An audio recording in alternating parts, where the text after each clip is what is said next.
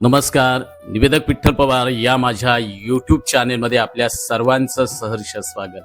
प्रास्ताविक करताना बऱ्याच जणांच्या प्रास्ताविक मध्ये चुका होत असतात. त्या सर्वसाधारणतः सामान्यतः 5 मोठ्या चुका होत असतात. तर या चुका कोणत्या आहेत, तर हे आपण या व्हिडिओच्या माध्यमातून जाणून घेणार आहोत आणि आदर्श प्रास्ताविक कसं करावं. मित्रांनो, जर तुम्हाला प्रभावी सूत्रसंचालक उत्तम वक्ता जर व्हायचं असेल तर निवेदक विठ्ठल पवार या यूट्यूब चॅनलला आत्ताच सबस्क्राईब करा. इथं दररोज नवनवीन मार्गदर्शन आपल्याला दिलं जातं, तेही मोफत. प्रास्ताविक करताना टाळावयाच्या 5 मोठ्या चुका. 1. दुसऱ्याचं प्रास्ताविक जसंच्या तसं वापरणं. मित्रांनो, अलीकडचा काळ आहे कॉपी करणं. दुसऱ्याचं जे आहे ते पाहून लिहिणं, पाहून बोलणं, इतरांकडून ऐकलेलं किंवा कुठून तरी घेतलेलं प्रास्ताविक तसंच वाचणं ही सर्वात मोठी चूक आहे. असं बोलल्यास ते आपलं वाटत नाही. प्रेक्षकांच्या लगेचच लक्षात येतं की हे शब्द तुमचे नाहीत. चुकीचं उदाहरण पहा. आज आपण येथे एक भव्य, दिव्य आणि अतिशय महान कार्यक्रमासाठी जमलो आहोत. का टाळावे? कारण हे सर्वत्र ऐकलेले शब्द आहेत. त्यात तुमचा स्वभाव, तुमची शैली आणि कार्यक्रमाचा संदर्भ दिसत नाही. योग्य पद्धत पहा.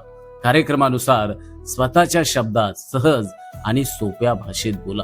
2. सुरुवातीलाच खूप माहिती देणं. प्रास्ताविकातच संपूर्ण कार्यक्रम सांगून टाकल्यास पुढील भागाबद्दल उत्सुकता राहत नाही. प्रेक्षकांना पुढं काय होणार आहे याची उत्सुकता वाटली पाहिजे. चुकीचं उदाहरण पहा. आज कार्यक्रमात काय होणार आहे ते मी तुम्हाला सगळं सांगतो. हे चुकीचं आहे. का टाळावे? कारण त्यामुळे ऐकण्याची उत्सुकता कमी होते. योग्य उदाहरण पहा. आजचा कार्यक्रम अनेक खास क्षणांनी भरलेला आहे. ते आपण एक एक करून अनुभवणार आहोत. 3.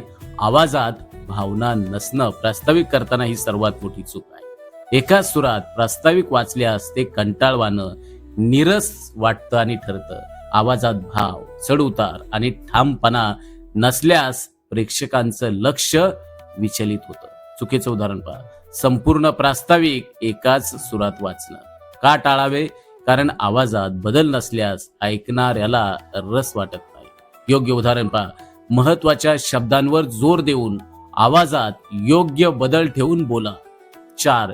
खूप लांब प्रास्ताविक करणं. बरेच जण प्रास्ताविक करताना खूप लांब लचक आढवेढ घेऊन ते प्रास्ताविक करत असतात.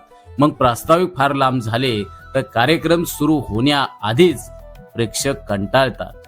प्रास्ताविक संक्षिप्त, सुबोध, नेमकं आणि प्रभावी असावं. चुकीचं उदाहरण पहा. 10 मिनिटे सतत बोलत राहणं. का टाळावं? कारण प्रेक्षकांचा संयम संपतो. योग्य उदाहरण पहा. 2 ते 3 मिनिटात मुद्देसूद आणि प्रभावी प्रास्ताविक करा. 5. प्रेक्षकांशी संपर्क न ठेवणं. अर्थात आय कॉन्टॅक्ट ऑडियन्सशी न ठेवणं, फक्त कागदावर पाहून वाचणं ही सर्वात मोठी चूक आहे. त्यामुळे तुमचा आणि प्रेक्षकांचा संबंध तुटतो. चुकीचं उदाहरण पहा. डोळे खाली ठेवून संपूर्ण वेळ वाचणं. का टाळावं? कारण प्रेक्षकांना तुमच्याशी जोडलेलं वाटत नाही. योग्य उदाहरण पहा. काही वेळ कागदाकडे, काही वेळ प्रेक्षकांकडे पाहून बोला. लक्षात ठेवा, प्रास्ताविक ही फक्त सुरुवात नाही तर तो संपूर्ण कार्यक्रमाचा अत्यंत महत्वाचा पहिला ठसा असतो. अर्थात first impression is last impression. याच प्रमाणे जर तुम्ही या चुका टाळल्या तर तुमचं प्रास्ताविक लक्ष वेधल, उत्सुकता वाढेल आणि कार्यक्रमाला योग्य दिशा देईल.